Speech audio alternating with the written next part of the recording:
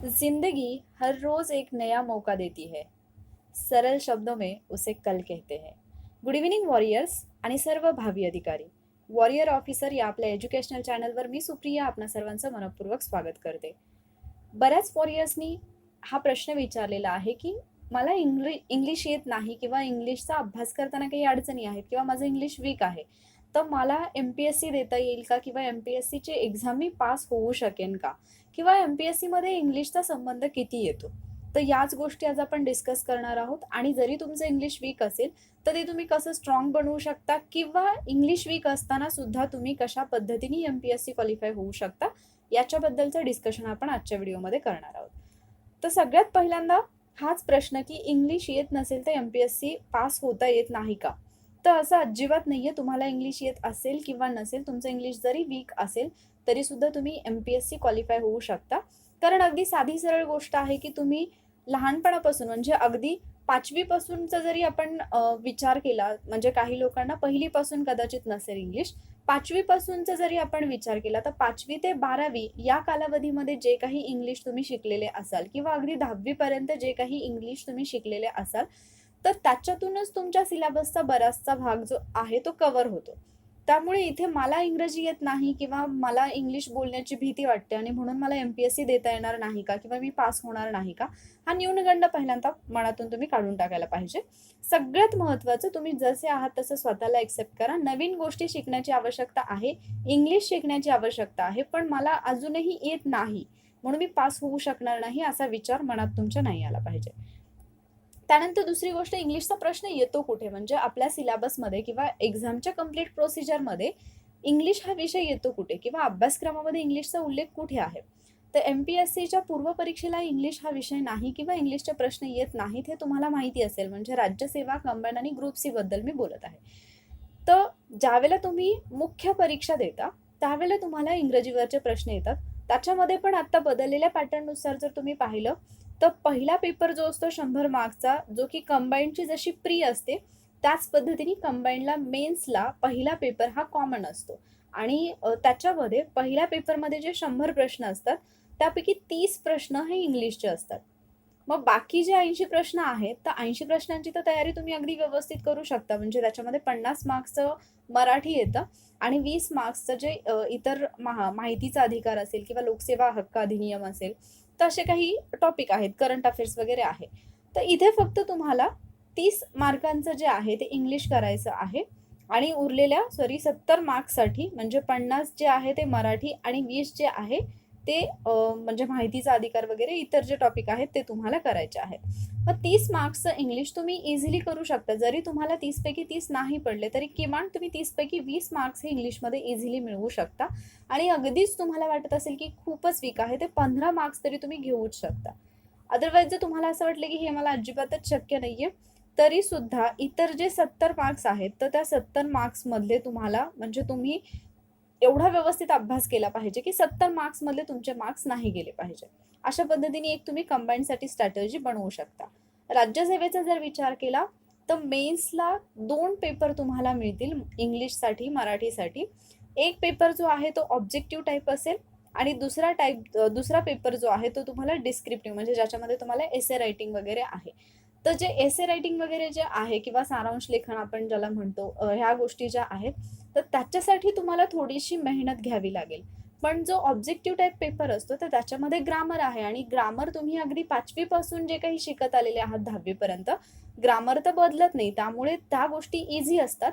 फक्त तुम्हाला त्या व्यवस्थित हँडल करता आल्या पाहिजेत. त्यामुळे सगळ्यात महत्त्वाचं, अभ्यासक्रमामध्ये इंग्लिशचं एक्झॅक्टली काय दिलेलं आहे ते पाहून घ्या आणि त्यानंतर ठरवा. म्हणजे तुम्हाला इंग्लिश येतंय किंवा नाही हा प्रश्न तर आहे, पण याचा अर्थ असा नाही की म्हणजे मला अगदी एखाद्या फॉरेनर सारखं किंवा जसं ब्रिटिशर्स किंवा अमेरिकन लोक इंग्लिश बोलतात तसं मला इंग्लिश बोलता आलं तरच मी MPSC पास होऊ शकतो, असं नाही. आपण जे बोलतो आणि आपल्या एक्झामला जे इंग्लिश येतं याच्यामध्ये खूप मोठा डिफरन्स आहे. बऱ्याचदा आपण बोलताना ज्या गोष्टी बोलतो त्याच्यामध्ये खूप आपल्या चुका होत असतात, पण इंग्लिश जे तुम्हाला एक्झाममध्ये येणार आहे ते कम्प्लिटली डिफरंट आहे. याच्यामध्ये पण जे ऑब्जेक्टिव्ह टाइप इंग्लिशचे क्वेश्चन्स असतात हे फार इझी असतात.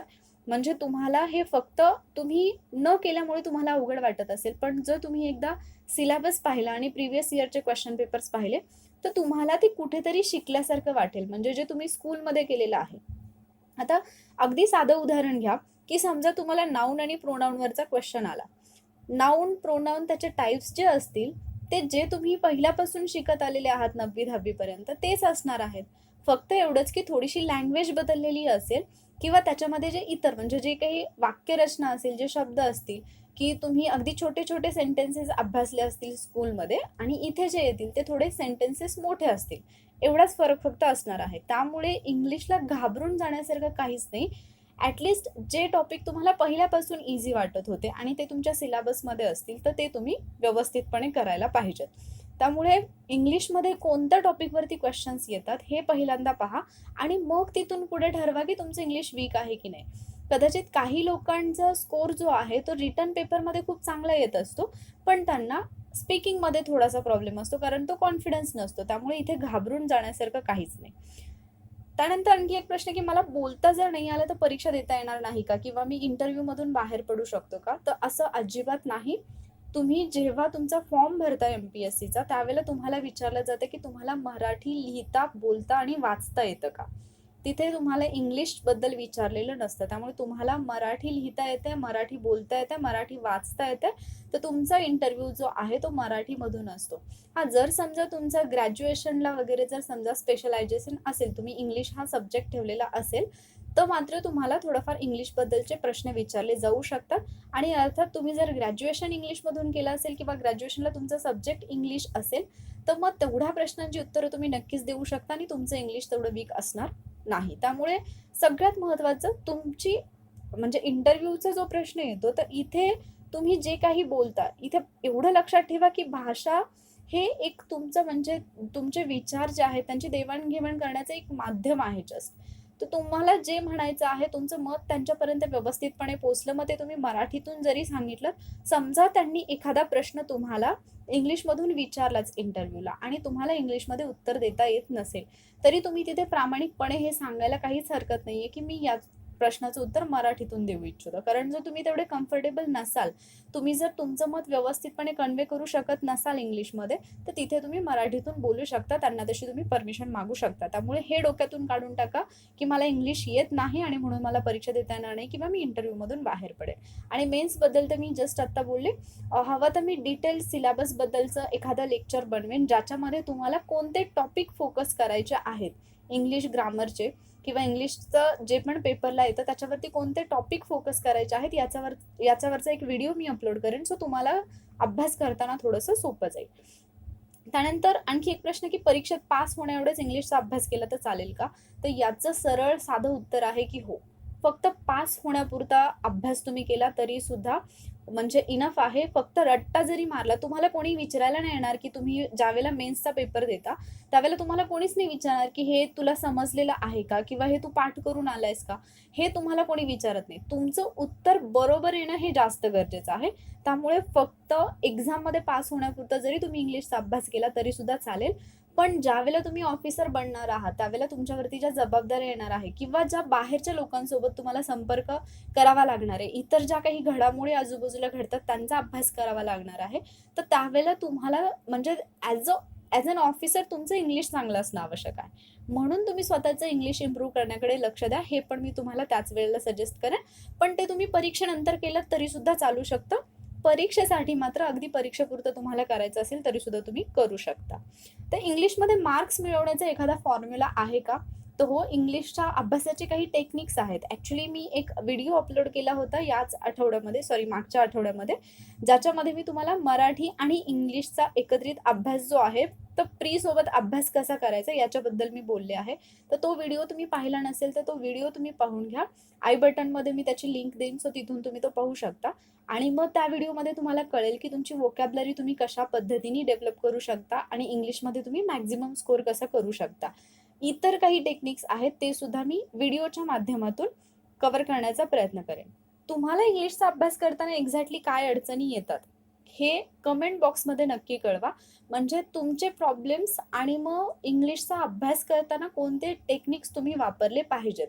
तर याचं कॉम्बिनेशन असणार एक व्हिडिओ मी घेऊन येईन, आणि शॉर्ट व्हिडिओ असेल तर त्याच्यामध्ये तुमचे डाऊट्स पण क्लिअर होतील आणि त्याचबरोबर इंग्लिशचे टेक्निक्स पण तुम्हाला समजतील. सो इंग्लिशचा सगळ्यात पहिल्यांदा म्हणजे आता हा जो व्हिडिओ आहे तर या व्हिडिओचा सगळ्यात महत्त्वाचा उद्देश मला तुम्हाला सांगण्याचा हाच आहे. इंग्लिशचा बाऊ करून घेऊ नका, इंग्लिशला घाबरू नका, आणि इंग्लिश वीक आहे म्हणून आपण एक्झाममध्ये क्वालिफाय होऊ शकत नाही, ही भावना पहिल्यांदा डोक्यातून काढून टाका. पहिली गोष्ट. दुसरी गोष्ट, तुम्हाला तुमचं इंग्लिश इम्प्रूव्ह करायचं आहे, पण ते तुम्ही हळूहळू केलं तरी चालेल. फक्त पहिल्यांदा स्वतःमध्ये एक कॉन्फिडन्स डेव्हलप करा. असं काहीच नाहीये की फक्त इंग्लिश मीडियमवाले किंवा इंग्लिश येणारी मुलंच ऑफिसर बनतात. अगदी ज्यांनी पहिल्यापासून मराठी मीडियममधून शिक्षण केलेलं आहे असे लोकसुद्धा अधिकारी बनतात. तुम्ही कदाचित त्यांच्यापैकीच एक असू शकता. आणि म्हणूनच स्वतःकडे जे आहे त्या गोष्टीचा अभिमान तर बाळगा, पण त्याचबरोबर ज्या गोष्टी नाहीत त्या शिकण्याचा थोडा प्रयत्न करा, एवढंच. त्यामुळे इंग्लिशला न घाबरता आपल्या परीक्षेचा जो अभ्यास आहे त्याच्यावरती फोकस करा, आणि जी स्ट्रॅटेजी मी सांगितलेली आहे व्हिडिओमध्ये मराठी आणि इंग्लिशच्या, तर तो व्हिडिओ एकदा पहा, त्याची तुम्हाला खूप हेल्प होईल. आणि त्याचबरोबर तुमच्या डाऊट्स जे काही आहेत ते तुम्ही कमेंटमध्ये मेन्शन करा, म्हणजे त्या डाऊट्ससोबत म्हणजे डाऊट क्लिअरिंग सेशनमध्येच मी इंग्लिशच्या अभ्यासाचे इतर काही टेक्निक्स तुम्हाला सांगेन, आणि त्याचबरोबर सिलेबसमधले महत्त्वाचे टॉपिक कोणते आहेत ते जरी तुम्हाला हवे असतील तर त्याच्यावरचं सुद्धा एक डिटेल असा व्हिडिओ मी अपलोड करेन. आय होप आजच्या लेक्चरमधून तुमच्यापैकी बऱ्याच जणांनी विचारलेले डाऊट्स जे आहेत ते क्लिअर झाले असतील. जर व्हिडिओ आवडला असेल तर लाईक नक्की करा. तुमच्या इतर फ्रेंड्ससोबत ज्यांना असं वाटतं की आपलं इंग्लिश वीक आहे त्यांच्यासोबत शेअर करा, आणि त्याचबरोबर वॉरियर ऑफिसर या आपल्या एज्युकेशनल चॅनलला नक्की सबस्क्राईब करा. Stay safe. Thank you warriors.